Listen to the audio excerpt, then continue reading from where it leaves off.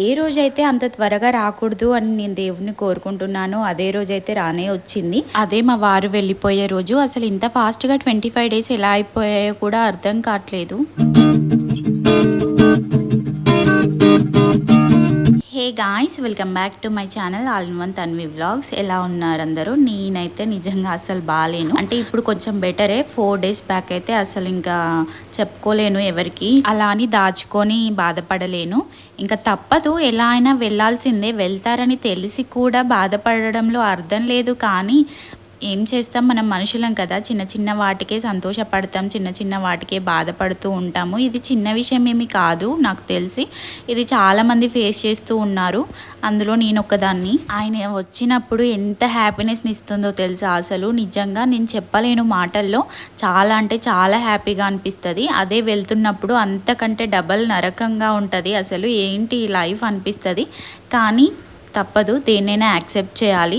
Accept చేస్తేనే కదా next ఆయన లీవ్కి రావాలంటే ఇప్పుడు వెళ్ళాలి. ఇప్పుడు వెళ్తే నెక్స్ట్ టైం వచ్చేటప్పుడు హ్యాపీగా ఉంటుంది కదా.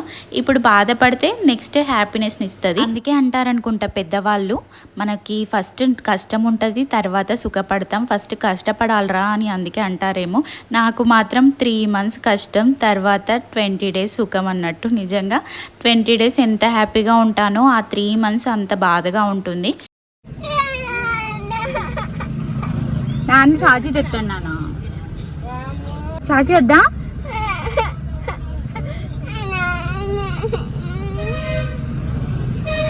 ఇది మా వారు వెళ్ళే రోజు. ఇంకా ఆయన కోసం అని చెప్పి చికెన్, ప్రాన్స్, మటన్ అయితే తెప్పించి అవైతే ప్రాన్స్ అయితే ఫ్రై చేశాను. అదే రోజు తింటా అన్నారు. ఇంకా చికెన్, మటన్ అయితే పికిల్ లాగా చేసి పార్సల్ చేద్దామని చెప్పి కవర్స్, ప్యాకింగ్ కవర్స్, ఇంకా కొన్ని ఐటమ్స్ ఆయన తీసుకెళ్ళేవి మర్చిపోయారు. ఇంకా వాళ్ళ సార్ వాళ్ళ కోసం అని చెప్పి స్వీట్స్ కూడా కొన్ని పంపించాను. ఇంకా బ్యాగ్ కూడా ఒకటి తీసుకునేది ఉంటే బయటికి వెళ్ళి అయితే తీసుకొచ్చాము. ఇంకా మా పాప చూడండి, తనకు తెలియదు వాళ్ళ నాన్న వెళ్తున్నారు కానీ కార్లో నుంచి బయటికి వెళ్ళి ప్యాకింగ్ కవర్స్ తేవడానికి వెళ్తేనే నాన్న నాన్న అని ఏడుస్తుంది.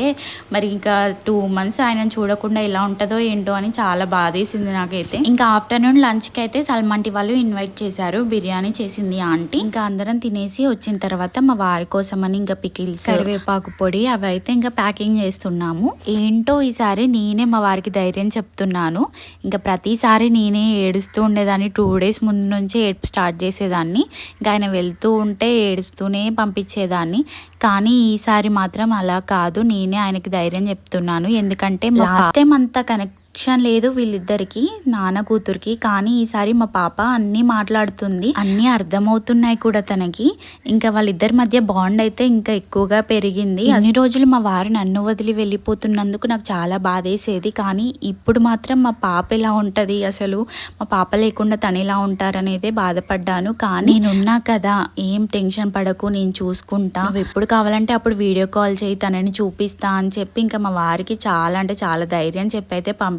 కానీ ఇంకా మా వారు వెళ్ళేటప్పుడు మా పాపనైతే సల్మాంటి వాళ్ళ ఇంటికి పంపించాను, ఎందుకంటే చూస్తే ఏడుస్తుందేమో అని. కానీ ఎంత ధైర్యం చెప్పుకున్నా నాకు, నేను ఎవరొచ్చి నాకు ధైర్యం చెప్పినా బాధ అయితే ఉంటుంది. బాధ తెలియకుండా ఉండాలి అంటే మనం బిజీ అయిపోవాలి. అందుకే వీడియోస్ అయితే ఒకటొకటిగా ఇంకా ఎడిట్ చేసి అప్లోడ్ చేస్తున్నాను. ఓకే, మరి మరొక వీడియోతో కలుద్దాం.